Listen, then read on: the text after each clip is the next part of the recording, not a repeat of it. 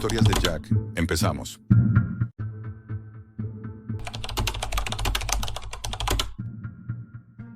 Si estás escuchando esto, ya es demasiado tarde para mí.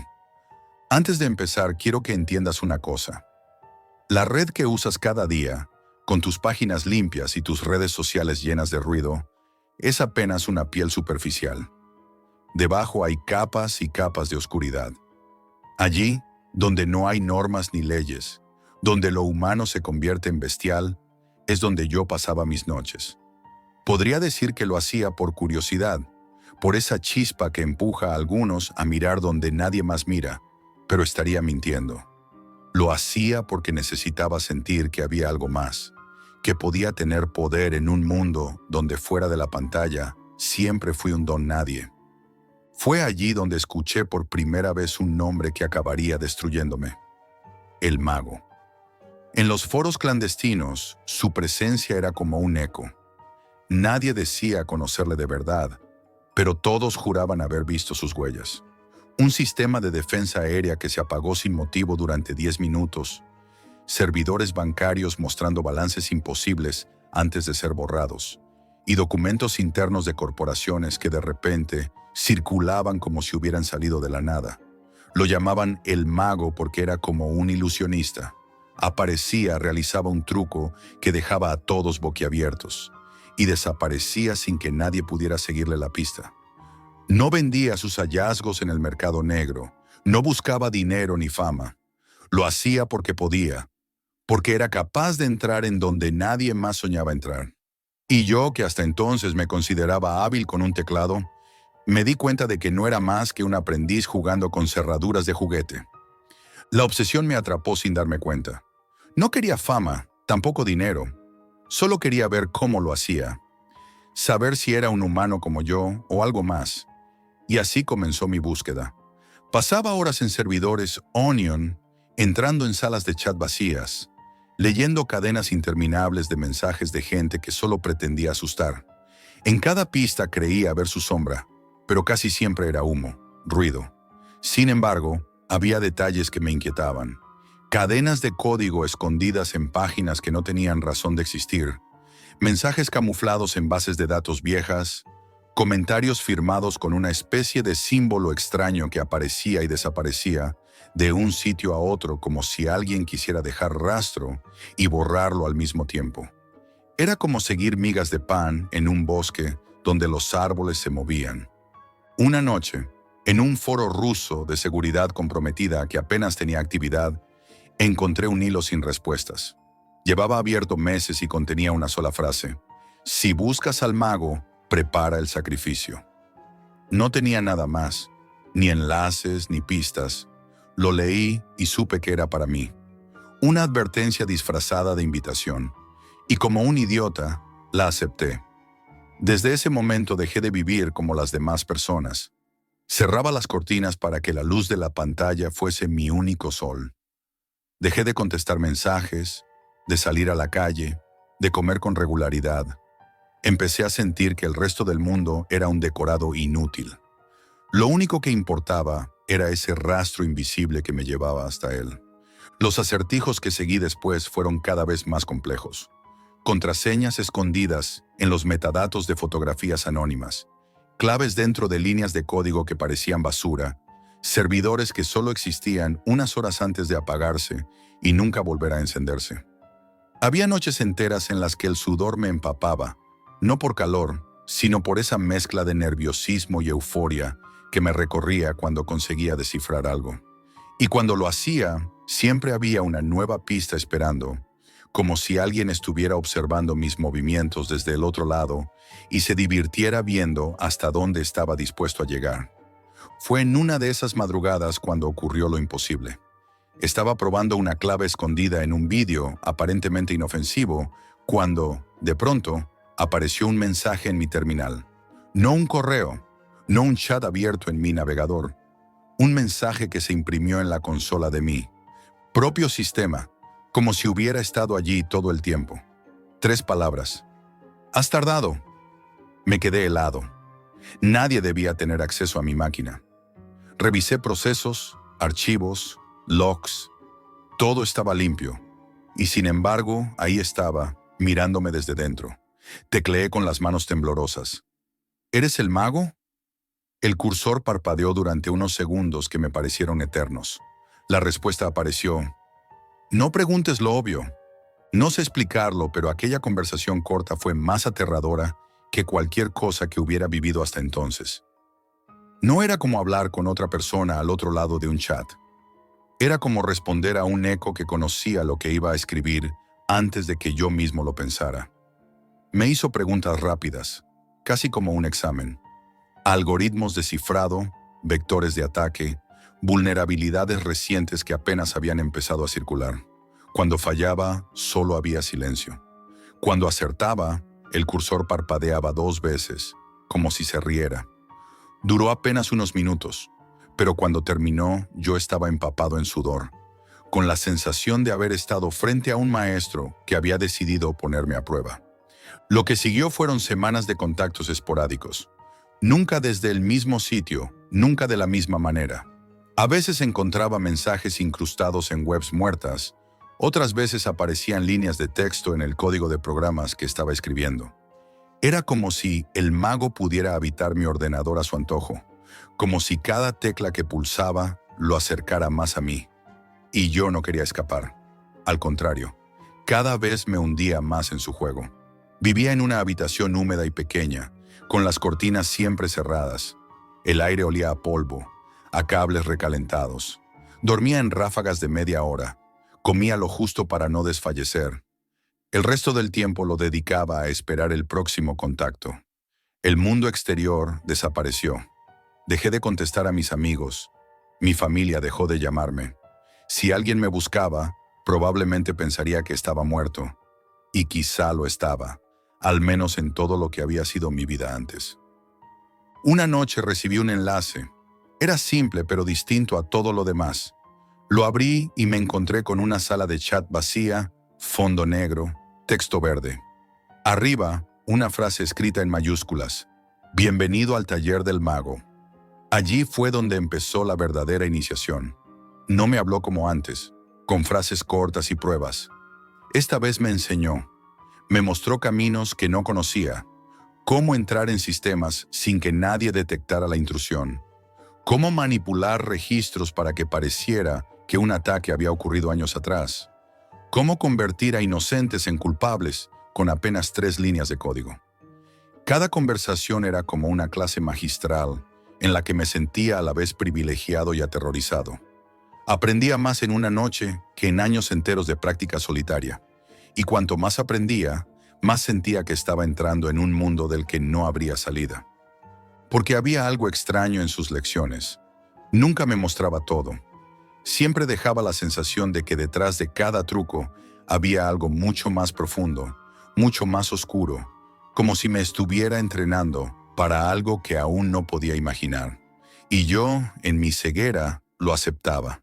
Me dejaba llevar por la fascinación, ignorando las señales que me advertían de que lo que estaba aprendiendo no era solo técnica, sino también un pacto invisible con alguien que jugaba con mi mente. Esa fascinación duró hasta la madrugada en la que me envió un archivo.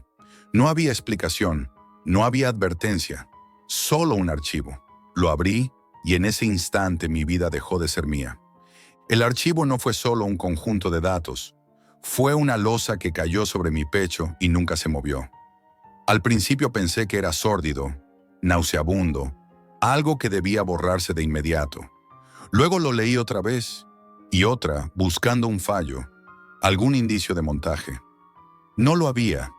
Nombres, fechas, documentos con membretes falsificados y notas internas, fotografías que no podían ser, negadas.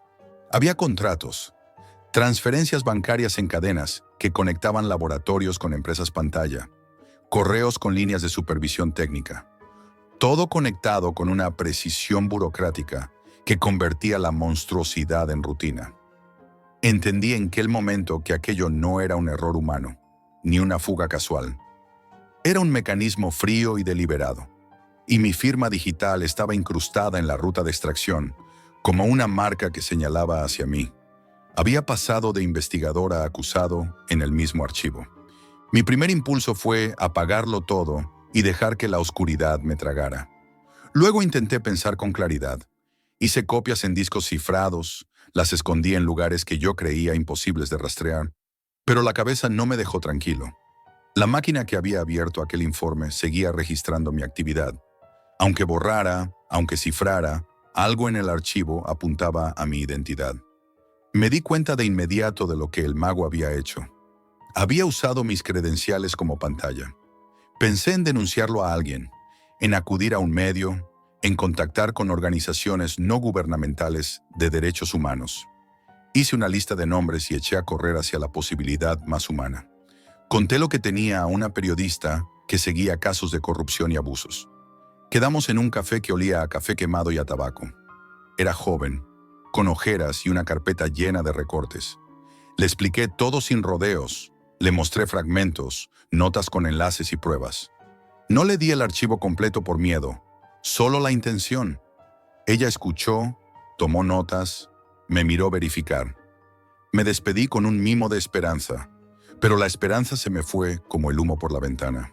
Pasaron días de llamadas sin respuesta. La periodista me decía que era difícil exponer algo así sin una red de protección legal. Me ofreció contactos con abogados, pero todos pedían algo que yo no tenía. Garantías, recursos, apoyo institucional. Me sentí ridículo.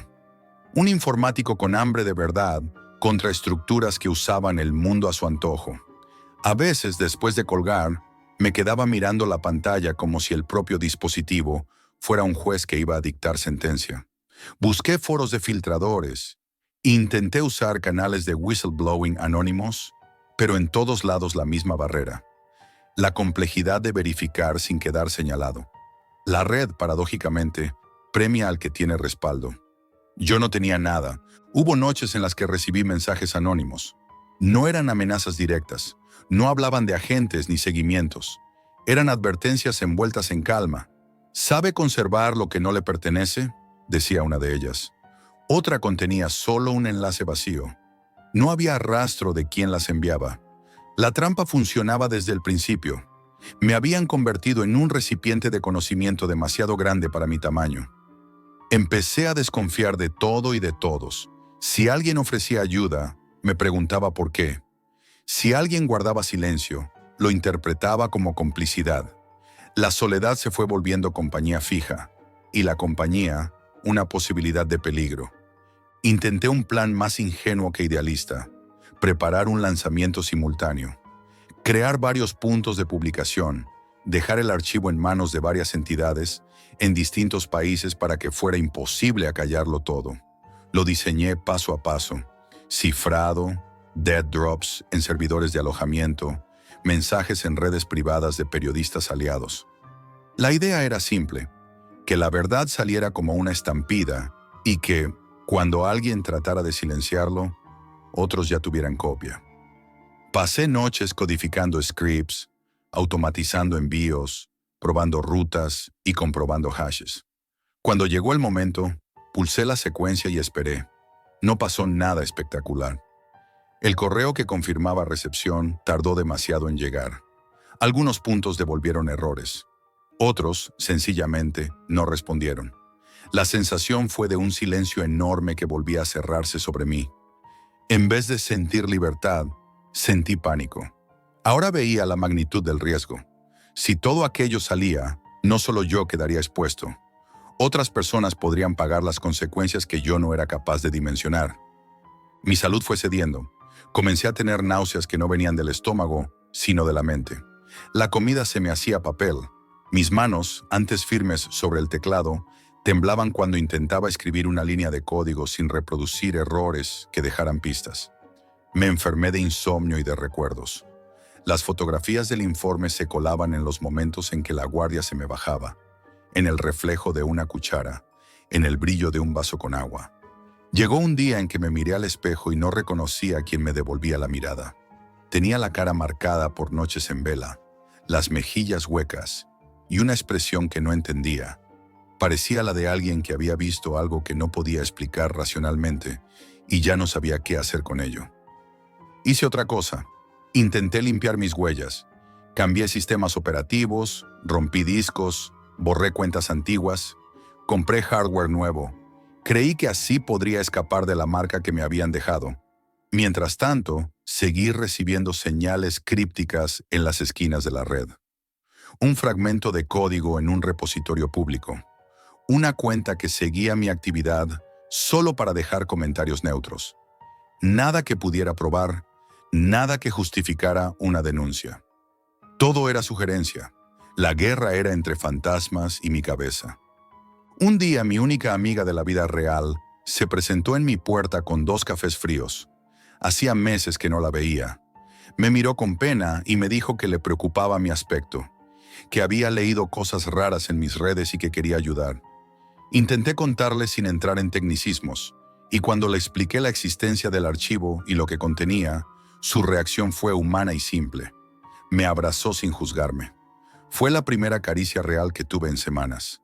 Hablamos largo rato y por un momento me sentí algo parecido a la normalidad, pero tuve miedo de arrastrarla a mi infierno. Le pedí que se fuera y que olvidara mi nombre. Me lo agradeció con un beso en la frente, como quien cuida de un niño que se ha roto la pierna. El tiempo me permitió ver algo que hasta entonces había evitado imaginar. No todo se arregla con exposición. Incluso cuando la verdad es terrible, parte de la maquinaria social está diseñada para absorberla y continuar. Documentos podrían publicarse y ser debatidos, y luego olvidados, o ser enterrados entre otras noticias, o ser desacreditados con campañas de desprestigio. Pensé en los rostros de las víctimas y en lo poco que la exposición pública podría hacer frente a la red de intereses que sostenía ese programa. Comprendí que publicar no era solo desvelar, era abrir un proceso oscuro e impredecible. Llegó un momento en que me cansé de esquivar lo inevitable. Ya no era habilidad, era supervivencia moral. Si no hacía nada, iba a vivir toda mi vida escondiendo un secreto que devoraba mi alma.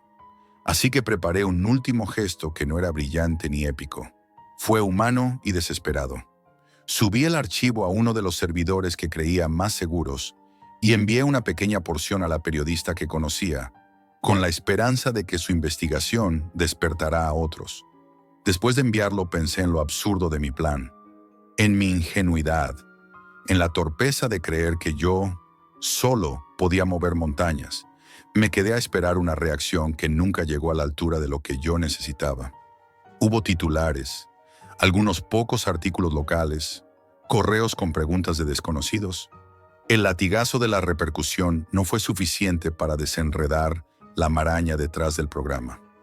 Lo que sí hizo fue atizar la soledad. Las noches se tornaron más densas. El remate de todo llegó de una manera seca y definitiva. Me di cuenta de que la vida que había tenido antes se había desvanecido. Mis esperanzas eran ahora pequeñas decisiones. Salir a comprar pan sin mirar a todos lados, dormir una noche sin despertar sudando, abrir la ventana para que entrara aire sin sentir que alguien me observaba. Me volví cuidadoso hasta la inanidad. Ya no podía sostener reuniones. Evitaba hablar con abogados porque cada palabra podía ser usada como pista.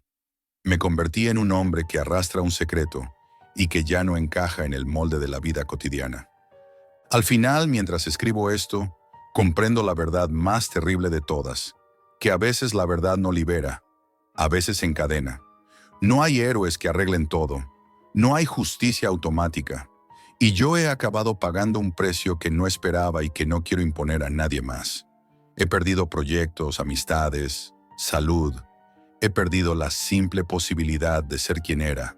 El archivo me convirtió en sucesor de una magia que no merecía, el poder de demostrar la maldad.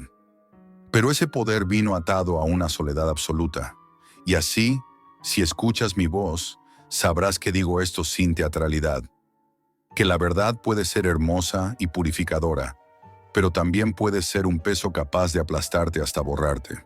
Y yo, que abrí la cubierta de lo que debía seguir oculto, me encuentro ahora en el lugar del condenado. Si has llegado hasta aquí, ya conoces el precio de descubrir lo prohibido. Ahora la decisión está en tus manos. Déjame tu comentario, tu like y tu suscripción, porque quizá, al compartirlo, no sea yo el único que cargue con este peso.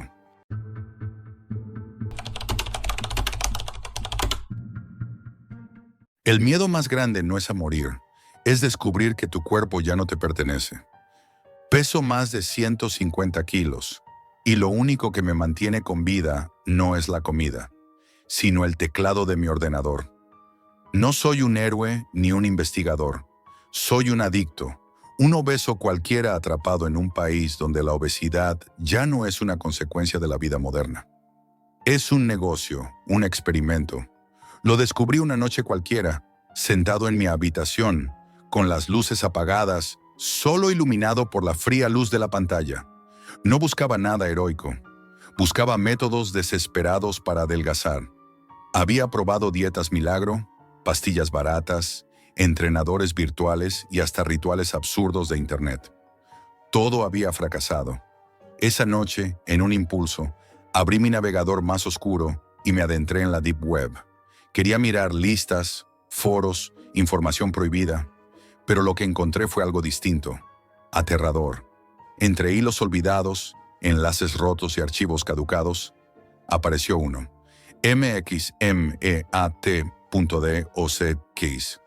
El nombre me provocó un escalofrío. ¿Por qué meat? Carne, carne humana. Mi primer impulso fue cerrar el navegador, pero algo me detuvo. Una mezcla de curiosidad y miedo me obligó a abrirlo. El archivo estaba protegido. Pasé horas descifrando, usando mis conocimientos de hackeo, mi obsesión por traspasar límites. El sudor caía por mi frente mientras trabajaba. No podía detenerme. Cuando finalmente logré abrirlo, lo que encontré no era un método para adelgazar. Era un mapa de horror. Era un documento extenso, lleno de tablas, gráficos y notas. Enumeraba ciudades mexicanas con porcentajes de obesidad, pero no eran cifras oficiales. Eran grotescamente más altas. Había regiones donde el 80%, incluso el 90% de los adultos estaban catalogados como obesos. Al lado de cada cifra, escrita en rojo sangre, aparecía una palabra: útiles. No era una estadística, era una etiqueta de inventario. Mi primera reacción fue incredulidad. Lo pensé como una broma macabra. Pero cuanto más avanzaba, más oscuro se volvía el contenido. El archivo contenía estudios de laboratorio internos, análisis químicos, protocolos de ingesta masiva de azúcares y conservantes, horarios de distribución de productos, patrones de consumo por región, todo como un manual meticuloso. Encontré incluso autopsias, fotografías en alta definición de cuerpos abiertos, vísceras rodeadas de capas de grasa amarillenta como manteca ranciosa. Apuntes médicos en los márgenes describían los órganos como material aprovechable, alto rendimiento, hígados, tejido adiposo, incluso sangre, clasificados como recursos industriales. Todo estaba ordenado en tablas, como si fueran piezas de una fábrica. No pude dormir esa noche. Cerré el ordenador solo para abrirlo de nuevo. Era como un virus en mi cabeza. Cada palabra del documento resonaba más fuerte. Decidí seguir el rastro del archivo. Había enlaces ocultos a servidores dentro de universidades públicas. Hackeé uno. Encontré carpetas con nombres como Proyecto Cemental, Almacén Graso, Carne Pública. Nombres que no parecían reales, pero que tenían la carga de algo prohibido. Dentro había más vídeos sin títulos, con fechas y códigos que parecían registros de una operación. Yo debería haber cerrado mi laptop, pero no podía. Tenía una mezcla de morbo y terror que me empujaba a mirar. El primero mostraba una sala fría, metálica, sin ventanas, con olor a óxido y desinfectante. Médicos vestidos con batas verdes moviéndose como autómatas. En una mesa quirúrgica estaba un hombre obeso, atado, sedado. Respiraba con dificultad.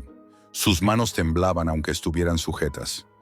Uno de los médicos levantó un bisturí. No hubo anestesia, no hubo palabras. Solo el corte. La cámara captó cada detalle. La piel que se abría, la grasa que se derramaba, amarilla, casi líquida, moviéndose como si tuviera voluntad propia. Vomité sobre mi teclado. No podía apartar la vista. Era como mirar un espejo oscuro. Lo peor no fue la imagen del bisturí, sino lo que vino después. La grasa almacenada en contenedores industriales sellados con etiquetas que decían exportación, comida procesada, carne humana convertida en producto de consumo. Un horror frío y sistemático. Busqué otra carpeta. El siguiente vídeo me dejó paralizado. Era un laboratorio subterráneo. No había quirófanos, sino cadenas de montaje. Personas obesas eran sometidas a extracción, casi como ganado en un matadero. La cámara, en una toma temblorosa, captó paneles con códigos y diagramas. Uno de los cuadros tenía escrita la palabra rendimiento óptimo, grasa más glucosa igual a producción. Era como si hubiera abierto la puerta de un sótano secreto del mundo, donde el gobierno fabricaba su propio recurso humano. Y yo estaba atrapado dentro de él. En medio del horror, encontré un archivo aparte, un registro de nombres, miles, códigos alfanuméricos, fechas, localidades, todos acompañados por la palabra útil. No había nombres reales, eran inventario humano. Mi corazón latía tan fuerte que dolía. Cerré todo, apagué mi ordenador, intenté respirar, pero el ruido en mi cabeza era ensordecedor. Afuera, la ciudad estaba tranquila. Nadie sospechaba nada. Yo estaba solo, con una verdad que no podía probar. Caminé por las calles de Ciudad de México esa noche. El aire olía a comida frita, carne asada, azúcar. Vi puestos de tacos, carnitas, pan dulce. La gente comía sonriendo. Yo veía bisturís, grasa almacenada, fábricas clandestinas, y mi cuerpo temblaba, no por el frío, sino por el conocimiento. Volví a mi cuarto, abrí el portátil de nuevo. El archivo estaba allí, intacto. Una última línea resaltaba en rojo. Consumir, engordar, recolectar. No era una frase cualquiera, era un mandato. Y en ese momento entendí que mi vida había cambiado para siempre, porque había abierto una puerta a algo que no podría cerrar. Abrí el archivo una vez más, con manos temblorosas. El brillo frío de la pantalla iluminaba mi rostro sudoroso. Afuera la ciudad dormía, ajena a lo que yo estaba descubriendo. Mi cuarto estaba en silencio absoluto, salvo por el ruido mecánico de mi ventilador.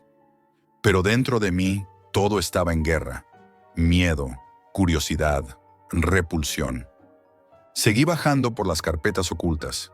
Entre ellas, encontré algo diferente. Un registro llamado Proyecto Final. Era una colección de documentos, vídeos, audios y planos. Al abrirlos, mi mente se llenó de un vacío helado. El primer archivo era un texto. Informe 47, año 2023. Explicaba con detalle lo que había comenzado a entender. La obesidad en México no era un problema accidental. Era un plan deliberado, un programa de control poblacional y extracción biológica. Seguí leyendo. Había referencias a industrias de alimentos, laboratorios farmacéuticos, contratos con el gobierno, registros de laboratorio. Era una conspiración demasiado grande para ignorar. Pero lo más inquietante era que estaba perfectamente documentada. Encontré un archivo de audio. Lo abrí. Voces distorsionadas hablaban con calma, como si planearan un procedimiento técnico. Discutían cifras, rendimiento metabólico y fase de extracción. Una voz decía, hoy iniciamos la fase 3. Procedan con la selección. El silencio posterior fue espeluznante. Era como escuchar un secreto que no debía existir. Necesitaba ver más. Abrí un vídeo. Era la grabación de una instalación subterránea.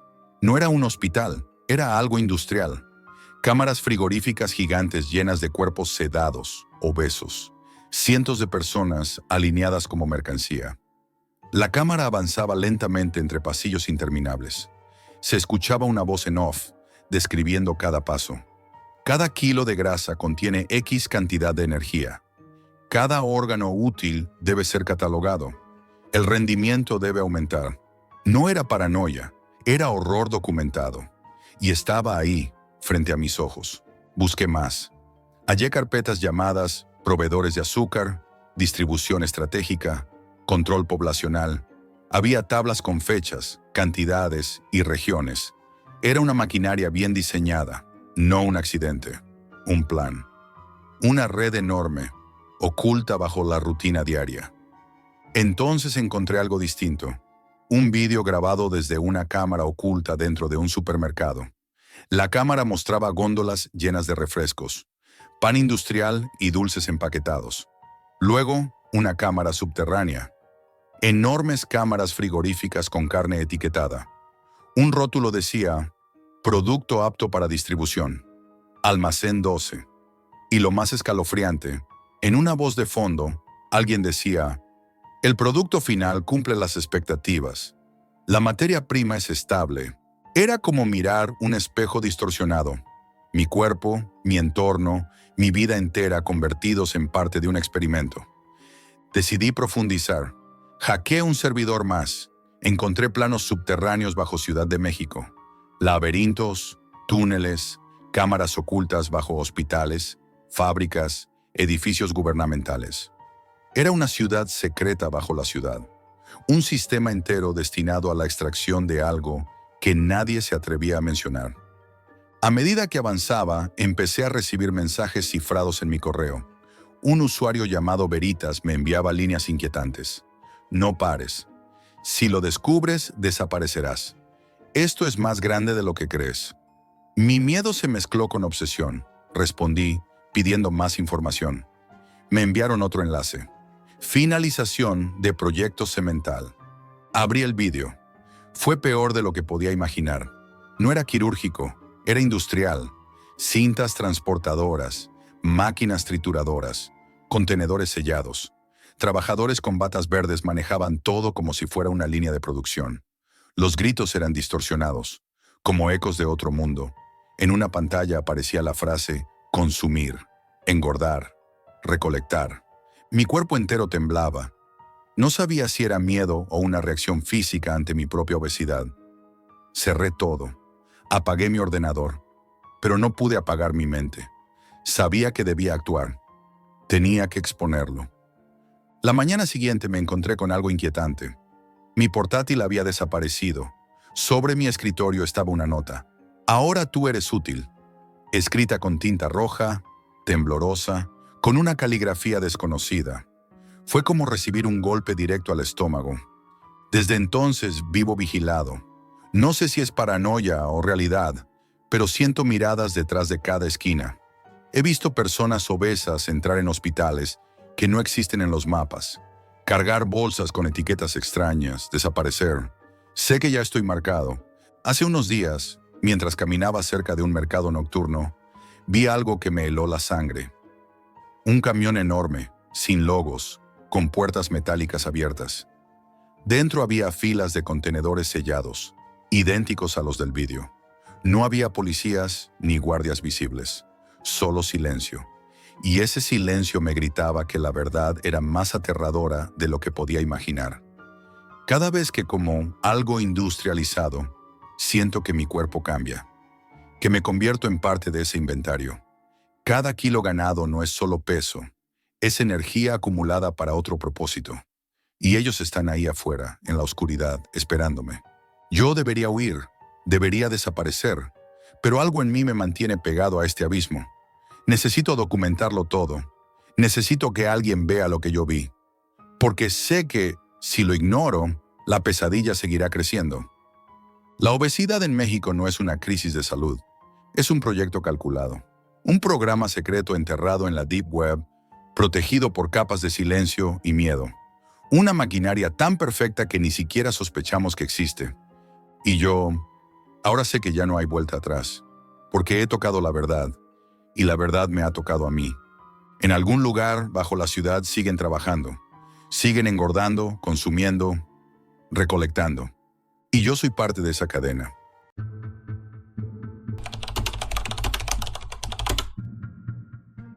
No imaginé que nuestra luna de miel acabaría convertida en una pesadilla tangible, pero la curiosidad siempre cobra su precio. Hace 2 semanas me casé con Clara. Elegimos Venecia porque queríamos algo más que un simple viaje. Queríamos una historia que se grabara en nosotros para siempre. Era una decisión impulsiva. Reservar un hotel antiguo frente al Gran Canal, perderse por calles tan estrechas que apenas cabía nuestro caminar, dejar que el día se desdibujara entre aromas de café, humedad y pan recién horneado.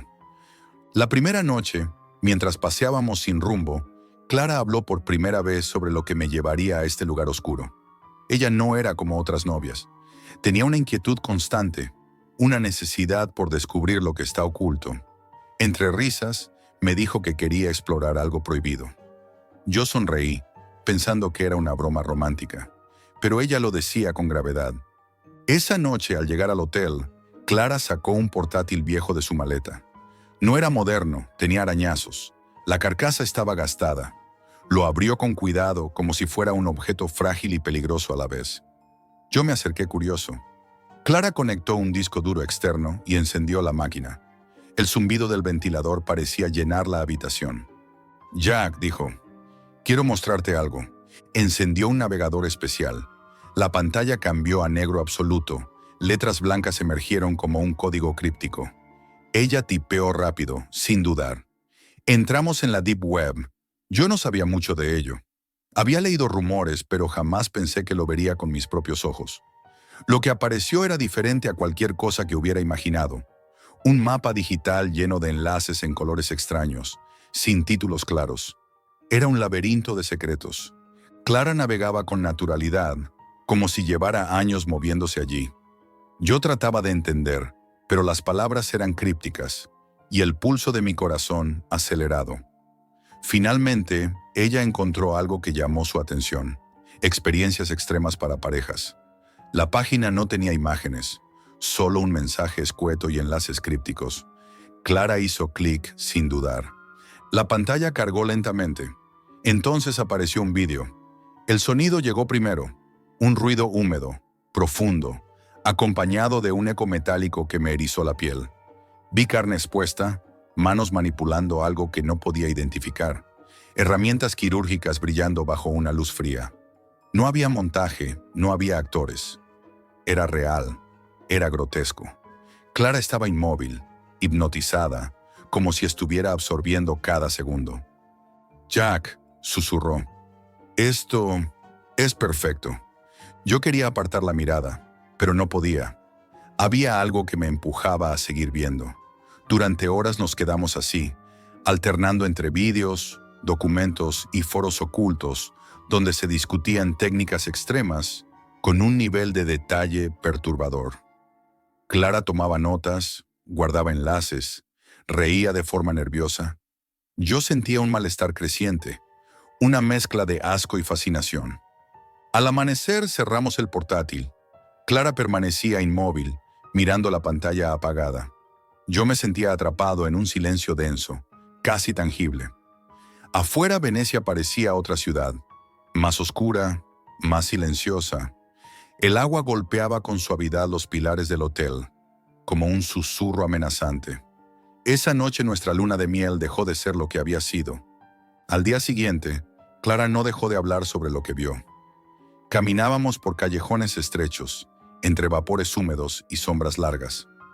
Visitamos librerías diminutas, cafés escondidos, mercados nocturnos donde se vendían objetos extraños, desde máscaras antiguas hasta fotografías amarillentas sin autor. Clara fotografía todo con su teléfono, revisando mensajes cifrados. Yo la seguía, cada vez más inquieto. En un momento entramos en una pequeña tienda que parecía olvidada por el tiempo. Entre estanterías polvorientas, Clara encontró un libro antiguo con páginas amarillentas.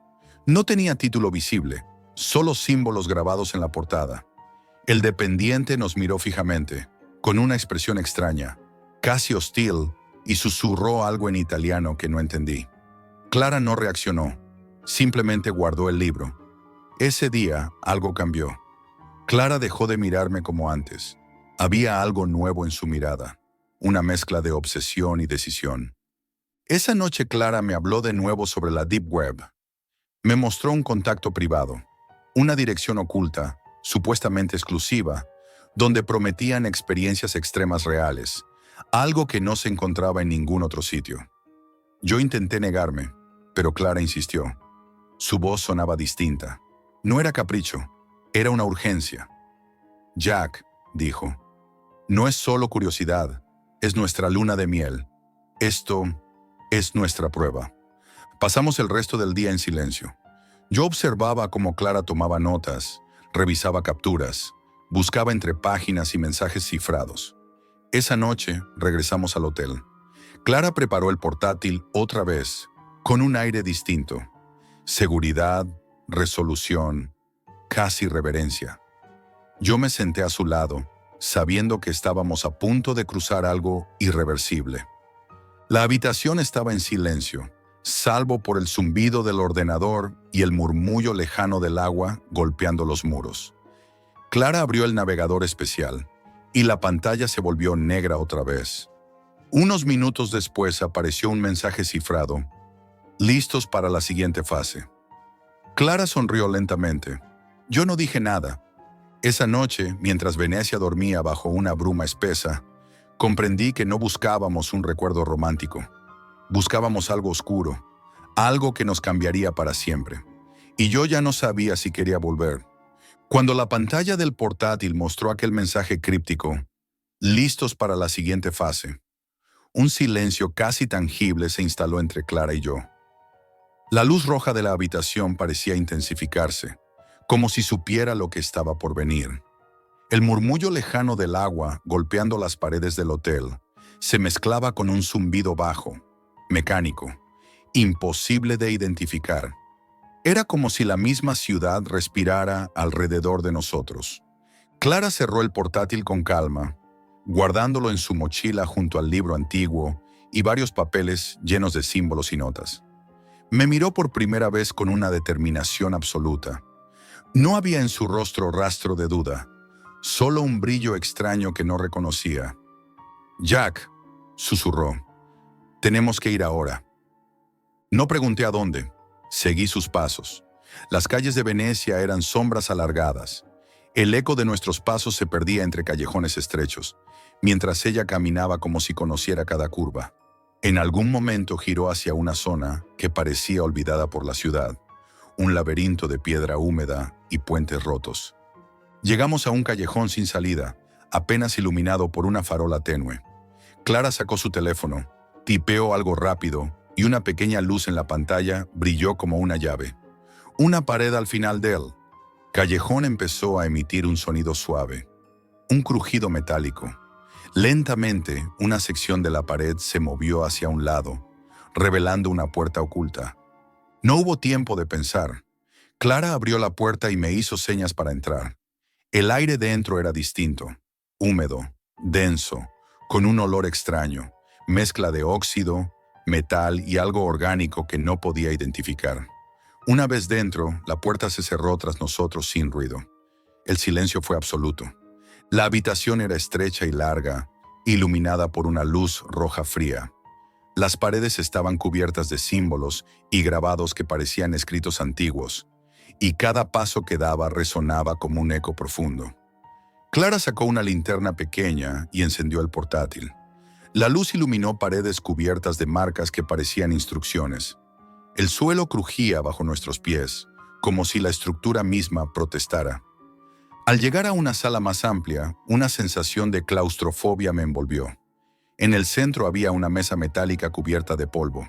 Sobre ella, el libro antiguo estaba abierto, sus páginas llenas de símbolos, diagramas y anotaciones en un idioma desconocido. Clara lo tomó con reverencia. Mientras ella hojeaba el libro, un latido profundo empezó a resonar en mis oídos, como si la habitación tuviera su propio corazón. No había viento, ni maquinaria, solo aquel pulso oscuro. Clara comenzó a murmurar palabras incomprensibles, siguiendo el texto del libro. Yo notaba cómo mi respiración se aceleraba. El aire se volvía más pesado. Clara encendió un pequeño dispositivo conectado al portátil. Una estructura extraña de cables, sensores y placas metálicas. La pantalla mostró imágenes en directo de otras habitaciones similares, pero más perturbadoras. Escenas grabadas desde otros lugares ocultos en la Deep Web, rituales extremos, pruebas inquietantes donde la carne y el metal se mezclaban. Clara no apartaba la vista. Yo quería huir, pero mis pies parecían clavados. «Jack», susurró, «esto es más que un vídeo, es una inmersión real. Esto no se detiene hasta que lo aceptes». Sentí un escalofrío. Ella se acercó y tomó mi mano. Me llevó hacia el centro de la sala, bajo aquella luz roja, mientras murmuraba palabras del libro como si fueran plegarias. En la pared apareció una proyección tenue, imágenes en movimiento, símbolos y escenas imposibles de ignorar. Era como si la habitación misma estuviera viva, observándonos. De repente, el suelo comenzó a vibrar lentamente. El latido aumentó en intensidad. Clara no me soltó. Una sensación de urgencia se instaló en el aire. Entonces escuchamos un ruido distinto. Pasos metálicos acercándose desde un corredor oscuro. Clara me miró, con sus ojos brillando bajo la luz roja. Sin decir palabra, nos dirigimos hacia un pasillo lateral que no había visto antes. Allí, la temperatura descendió abruptamente. Cada paso nos hacía sentir más aislados. Clara sacó del bolso una linterna extraña que proyectaba luz verde. Las paredes estaban cubiertas de símbolos que parecían moverse ligeramente cuando no mirabas directamente. Al final del pasillo, llegamos a una nueva sala. Era más amplia, con una mesa quirúrgica en el centro y paredes forradas de pantallas mostrando vídeos perturbadores. Rostros humanos deformados, manos trabajando sobre carne, escenas de dolor documentadas con precisión inquietante. Una cámara captaba nuestra entrada y una voz mecánica emergió del silencio. Participantes confirmados, iniciando fase final. Clara me apretó la mano con fuerza. Yo sentí un terror indescriptible. Entonces, sin previo aviso, las luces rojas se apagaron y la habitación quedó sumida en oscuridad total. Solo la pantalla del portátil iluminaba nuestros rostros.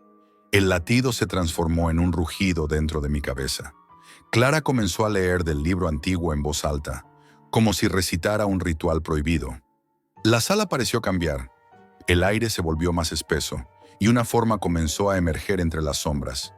Una figura incompleta, mezcla de carne y metal, como una entidad creada en mitad de un experimento grotesco.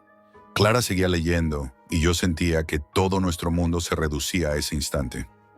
«Jack», dijo Clara sin mirarme, «bienvenido a nuestra luna de miel eterna». El latido se volvió insoportable. El aire era imposible de respirar. El suelo vibraba con fuerza y comprendí que no podíamos volver atrás, que habíamos cruzado un umbral invisible y que Venecia, aquella ciudad romántica, ya no existía para nosotros.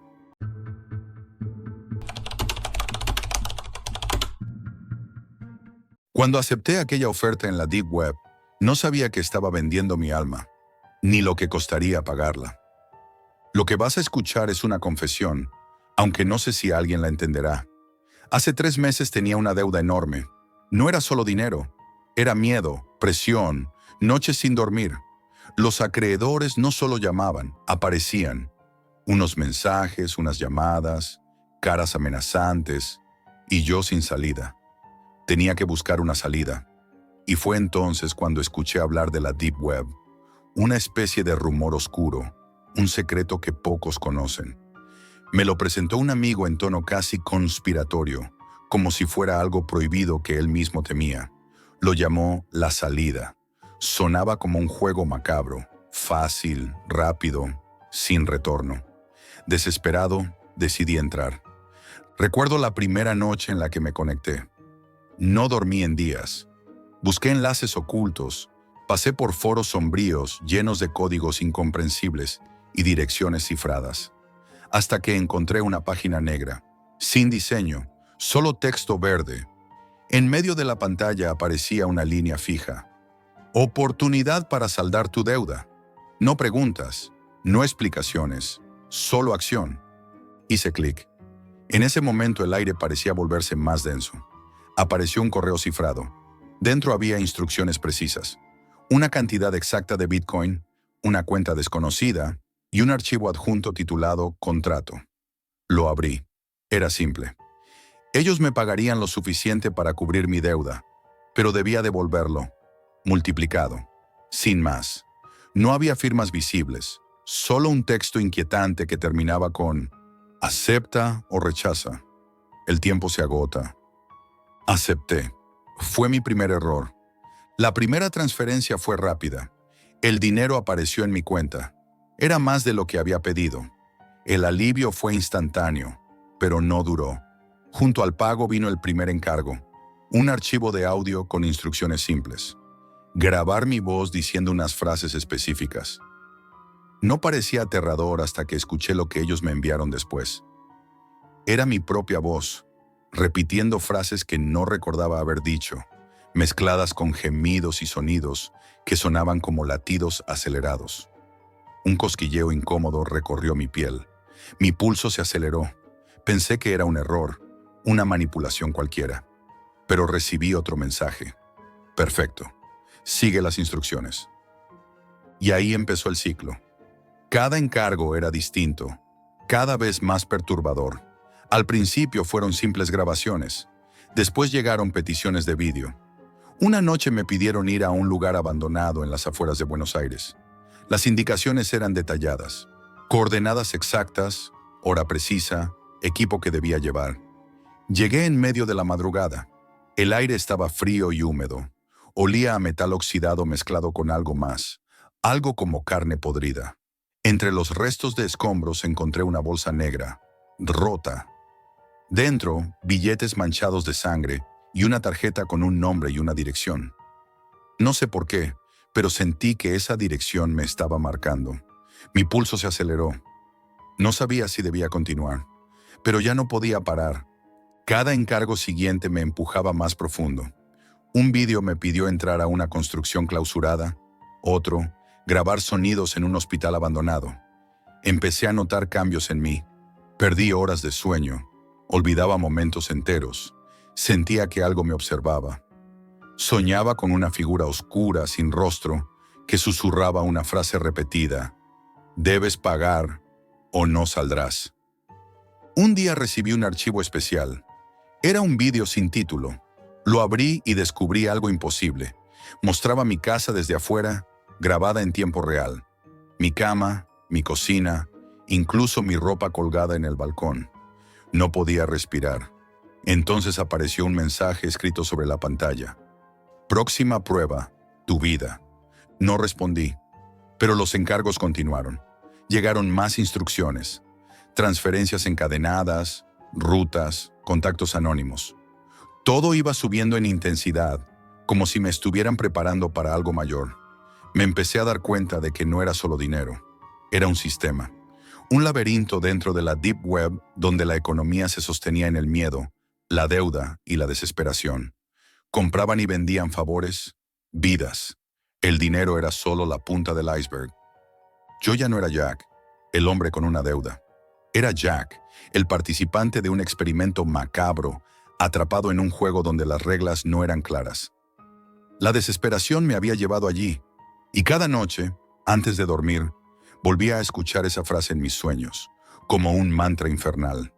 Debes pagar o no saldrás. Busqué rastros, respuestas, me adentré en foros y mensajes eliminados, encontré referencias oscuras a algo llamado dinero sucio. Y entonces entendí que no era un caso aislado. No era yo solo. Había más. Otros atrapados en la misma trampa. Y en algún lugar, alguien hablaba de Jack como alguien que ya pagó su precio. No sabía si estaba dentro de un juego macabro o si ya estaba condenado. Y entonces, un jueves, llegó un mensaje que heló mi sangre.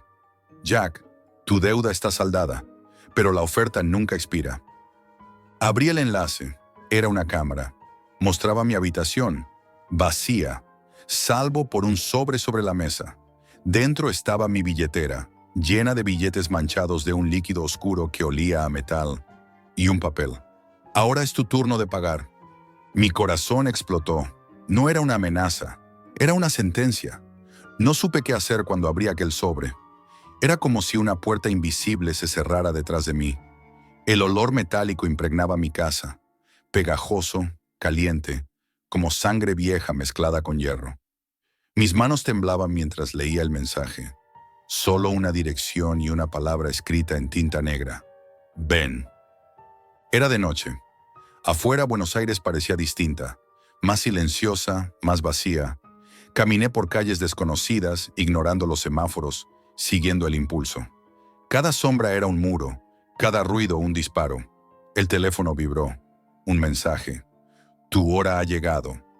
El remitente era un número desconocido. Poco después, otro mensaje con una fotografía tomada desde arriba, de mí mismo caminando por esa calle. El vértigo me hizo detenerme. Me miré las manos y descubrí que sudaban frío. No podía escapar, algo me arrastraba. La dirección me llevó a un edificio antiguo en San Telmo, clausurado desde hace años. Fachada cubierta de grafitis incomprensibles. El barrio estaba desierto, salvo por el eco de mis pasos. Al entrar, una corriente fría me envolvió. El silencio era absoluto, roto solo por un goteo metálico que resonaba en mis oídos. Mis zapatos crujían sobre el polvo y escombros. Avancé lentamente. El aire tenía un sabor metálico. Las paredes estaban marcadas con símbolos extraños, líneas que parecían moverse si uno no miraba directamente. Un sudor frío me recorrió la espalda. Sentía que algo me observaba.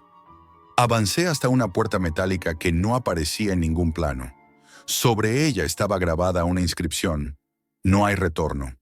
El instinto me decía que diera media vuelta, pero algo me empujaba hacia adelante. Abrí la puerta. Dentro había una sala enorme, iluminada por una luz roja tenue, un calor opresivo. En el centro, una mesa. Sobre ella, billetes manchados de sangre seca, documentos y una laptop encendida. La pantalla mostraba un único mensaje: «Bienvenido, Jack. Ha llegado. Es hora de pagar». Mi respiración era pesada. Me acerqué con pasos inseguros. La laptop emitía un zumbido bajo, como un pulso. Abrí la pantalla. Un listado interminable de nombres, direcciones, cifras. Cada línea era un rostro, una vida, y junto a ella un monto marcado como «tu deuda, tu pago».